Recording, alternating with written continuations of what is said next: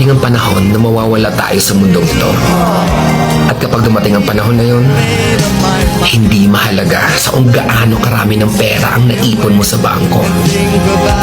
Hindi rin mahalaga sa kung gaano ka successful sa trabaho or sa business mo. At lalong hindi mahalaga sa kung gaano kaganda ng mukha at ng katawan mo.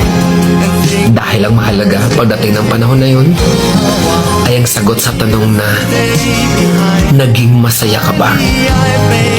Nagawa mo ba ang kagustuhan ng puso mo kahit pag-gaano ka malito sa mata ng mundo? Dahil sa huli naman, ikaw naman magdadala ng mga memories na yon sa libingan mo.